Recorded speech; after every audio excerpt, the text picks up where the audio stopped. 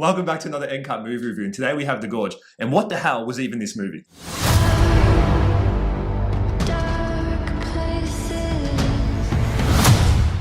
The Gorge is a science fiction movie with a romantic twist on it. We have Anya Taylor-Joy and Miles Teller as the two main characters.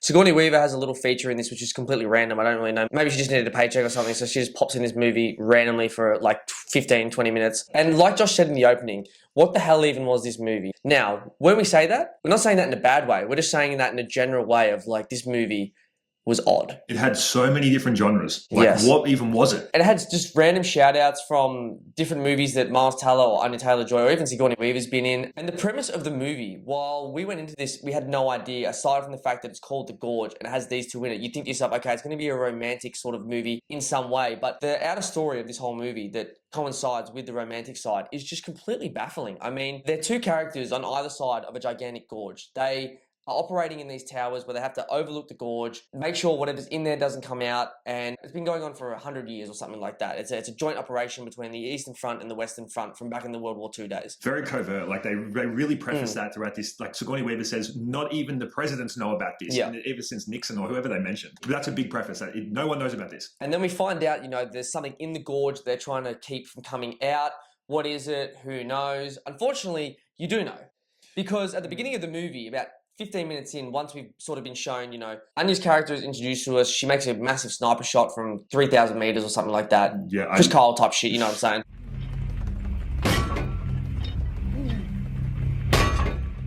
Didn't know the Reaper was in this movie. But Miles Teller's introduced. He and Sigourney Weaver are doing some sort of like a psychological test, and she's deciding whether he's the right agent to use for the gorge. And then Miles Teller goes to the gorge. He relieves the soldier who's currently been... He relieves the soldier? Yeah. He relieves the soldier who's been stationed at the gorge for the last year. And while this scene could have been kind of funny, hey man, good to see you, I haven't spoken to a real human in a year, it's so good to see you, all right, see you later, you take over now. That would have worked fine, and you would have continued on the movie while, to this point, it had been a tiny little bit boring. You know, you weren't really sure what was going on. You see Anya do this crazy shot, and then Miles doing the psychological test. There's nothing really happening. You could have continued the movie on, and then now we're at the gorge, we can be like, okay, this is interesting, like, what's in the gorge? But unfortunately, this guy just explains exactly what's in the gorge. Yeah. And you're just like, oh, well, there goes that. There's some people that are trying to climb out of the gorge. It's called the Hollow Men. Well, that was sort of... Thanks for telling us that, buddy, because the only mysteriousness about this whole goddamn movie was the fact that what the hell is in the gorge, and you just told us. Yeah, they killed it within the first 20 minutes. And Yeah. I understand why, because it was boring at the very start. It was very slow getting into it. No one really cared about the introductions. No. We kind of were watching it and we thought, you know, we already know these two people because they're that famous. You don't even need to tell me the character. Exactly. Like, just tell me that one's from Whiplash and one's from Queen's Gambit, and we can move on. Yeah. And then we already know. So when it did that and just immediately killed the mysticism, Yes. you just thought, what are we going to do from here? And that was the first thought as well. Like, as soon as he, genuinely, as soon as he explained, he was like Miles says, oh, what's in the gorge? And the guy's like, oh, this is exactly what's in there. Yeah. And it's just like, oh. Yeah. I don't think you're supposed to say that. Yeah. I think you're supposed to say, like, you'll find out, or don't worry, man. And then the movie continues on, and then Miles Teller gets awoken to some fucking hollow tree man looking over him, being like, I'm about to kill you. It was like, that would have been... But instead, it's like, oh, yeah, that's what's in there. Yeah, it's almost like he forgot his line and just said exactly what you're not supposed to say. Exactly. That's what it felt like. Or it's like the director was like, okay, this has been kind of boring up until now. We need to rope these people in, and let's just explain what's in the gorge. Because, like, we knew something was in there, but let us find out on our own. Don't tell us what the hell is in the gorge. Hence the fact that there's, 35 submachine guns or MG guns just chilling there. Yes. And then there's bombs and there's fences up, and then you have like a little drone surveilling, you have cloaking devices, like all of it is pretty prevalent that there is something in there, because they were trying to get you with the love side, the romantic side, and that was supposed to be the other side for you to like root for these two main characters, but it never felt like that because you already knew what was in the gorge. And this is going to be a main point of this whole review, is that this is the issue with this movie. Yes. Other than that, if we move forward, the love story was okay. It was cringy. Yes. Cringy. Very cringy. And too quick. And way too quick. And also too stupid. Like, how many fucking flashcards did they have? Yes, exactly. They had unlimited amount of flashcards. They were there for 6 months before they meet, because obviously they're separated by this gorge. They're not supposed to have any contact with each other. The guy that Miles Teller's character, Levi, relieves... This is really what I... says, you're the first guy I've spoken to in a year, so it's good to see you. So obviously he had no contact with the person in the opposite gorge. So they've got these cards like the Taylor Swift. So they're using these to communicate with each other. Unlimited. Yeah, literally. I saw them use 100 alone in the whole movie itself, and they've been talking via that way for 6 months. So, they've chopped down a whole 15 trees. At least. And I was just about to get into that. When they're chopping down the trees, how can Miles Teller hear the chainsaw? You don't understand how far away they are. It is so far away, there's no way he could be able to hear this. And there's no cuts in the tree. Not one She's literally holding the chainsaw, and there's no cuts in the tree. So she's just revving it for a bit of a sound. That's all she's doing. And it literally zooms into the tree. There's no cuts. And there's sawdust. There's no cuts. So that was just very... The attention to detail was silly. And it was. And this movie was silly. Yeah. I think that's the perfect way to describe it. And look, I was interested enough to know like what was in the gorge. Even after this guy like completely just name dropped what was in the gorge, I still was like, okay, let's figure out how these things got into the gorge. It sort of had like enough of a carrot dangling in front of me to be like, okay, I'll watch this movie to the end. And it does get silly. But it's sort of just like an interesting silly. So silly to the point where you're like, oh, this is an old school movie. Yeah. Like, it was almost like Starship Troopers in a way where it was like, it was so silly and so sci-fi, but you're just like, oh, it's so outlandish, but it kind of, in a weird way, works. It sort of shows in a Lost TV show kind of way, like, oh, there's these, scientists that were doing Richtofen tests down in the gorge and, Yeah, Chernobyl was coming back. Literally, it was like Chernobyl with Tree Men. Chernobyl mixed with, like you said, Fallout. Yes. We started recording this, you were saying Fallout. Yes. Like, identical to that, because it was a massive nuclear output, and this is like why the science experiment gets out, and then now everyone's crazy. Basically, just a bunch of Groots running around and around. Yes. That's really all it is. And I thought that the director, Scott Dickinson, could have gone in a better direction. It either should have been more zoned in on either action or more zoned in on the romance. Having the both, like weighing it up, was just silly. The pacing was horrendous in this movie. The pacing felt very off. You felt like you were too entroped into their love, and then you felt like, where's my action? Yeah. And that's like why I think that's why they changed it so quickly to tell you exactly what was in the gorge. Because they go, we can see this is boring. Let's throw an action scene in here. Because Miles Teller wakes up one night like Anakin Skywalker having that same recurring dream. Yes. I don't like sand. It's coarse and rough and irritating.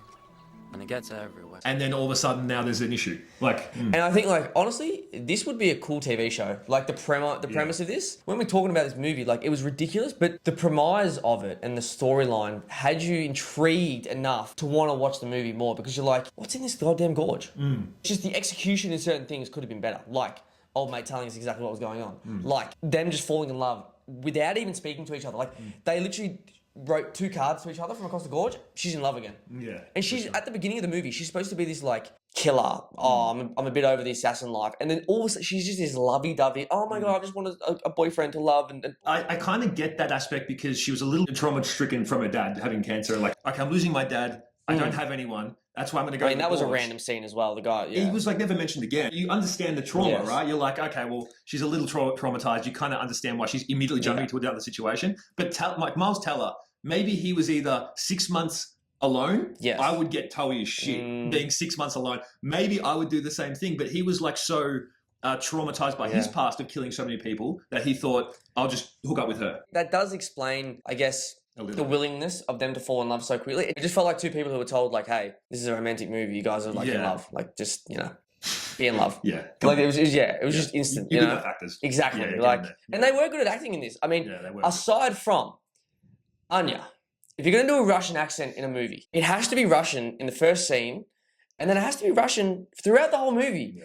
It cannot be Russian and then English, and then Russian, and then English, and then Russian English, and then English for about 30 minutes, and then straight back to Russian. She lost that accent. When she went to the gorge, she lost it. She came back Russian again. The minute we're in the gorge for half an hour, no Russian accent. The first line she says when they get out of the gorge, Levi, what are you doing over here? And I was like, where was that? I actually forgot she was Russian. Yeah. So that was really weird that the accent, like for someone such a great actress like she is, that was really weird that she just lost that accent so consistently. And continuing on with one of the dumbest scenes of here, because this is one that Geordie said before. I'll let him explain. This is almost like we mentioned earlier. There was a Queen's Gambit shout out. There was a Whiplash shout out. There was an Alien shout out. There was even like a facehugger type creature in this. This movie was just full of shout outs. There's another strange scene which immediately I thought of, where the operative that Levi has relieved, he thinks he's getting evacuated to go home. He's like, yes, I can't wait to go home. He's in the helicopter and you're thinking to yourself, okay, we're watching this guy inside the helicopter. You know something's about to happen. Would they push him out of the helicopter? They're a million miles in the air. No, they shoot him and then push him out of the plane. In the wise words of Bane, maybe he's wondering why he shoot a man. just to throw him out of the plane. It makes no sense. It was just ridiculous. I actually think they did that deliberately to like shout out Batman. Yeah. Maybe the director's a Batman fan. Maybe he is, because he must have been seen a fair bit, because it makes no sense to shoot someone and then to just cut their rope. But it was also like, what's he gonna do? Yeah. He actually was getting like rescued, SES rescued, and then the guy's like, "What's your call sign?" Oh, yep, whatever his call sign was. Cool. Thanks for your service. Shoots him, then cuts the rope. Yeah. Why just cut the rope? Just cut the rope. Who gives a shit? Exactly. And then if that would have been really cool if they did that, and then that guy would have come back to be some type of tree guy. They missed out on it. They missed a trick. You then find out that the main guy in this thing is like one of the patient zeros, one of the first dudes. So obviously that these people do come back. Where is the guy? Bring back the original guy who debriefed him. It would have been a cool little shout out. Another little key moment that people might have missed, but if you go back and watch right at the very end, it is actually ridiculous that this happened. It's telling. Teller. You get it? Teller. Nice. Anya Taylor-Joy has left the Gorge, and she thinks that Miles Teller is dead, and so she's gone to become a waitress. And in a shocking scene, obviously, of course, Miles Teller shows up. She turns around shocked before she's seen Miles Teller. Obviously, the camera pans, you can see Miles is behind her, and she turns and goes, oh, before she's even looked at him. She's shocked.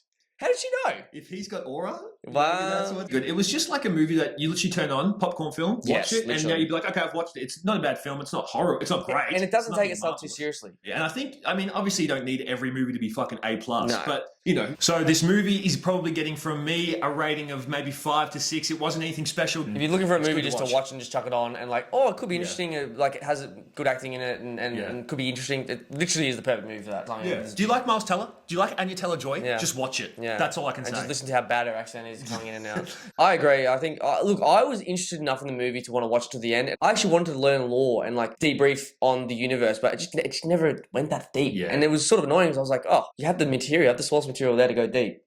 They just didn't want it. They just wanted to make a straight streaming movie. Half-baked, like most of these streaming movies are, because they probably don't have time to be able to really dig deep into them. They've just got to get more and more and more. It's all about, contracts and pumping them out now. So they don't care anymore. They don't care. Yeah. This director probably just got a contract for like 5 movies. He's like, I got to get these out by the end of the year to hit my quota. Like, they don't care. But that's what it feels like all the time with movies. It's like, listen, we're going to pay you this X amount. It's probably going to be a shit ton. You can bank as much as you want of that. So don't put any effort or put all the effort. We don't fucking care. It's going to come out sooner or later. It's tax write-off. It's tax write-off. But this movie's fun. So I reckon like... Sorry, we're getting a bit political. You're going to enjoy it, or some people will be like, this is horrible. Some people will look at it and go like, this is a perfect popcorn sci-fi 2000s movie that like we haven't been seeing for ages. I put it into that second category. So if you guys enjoyed the review, do not forget to leave a like and subscribe. We are trying to hit 1,000.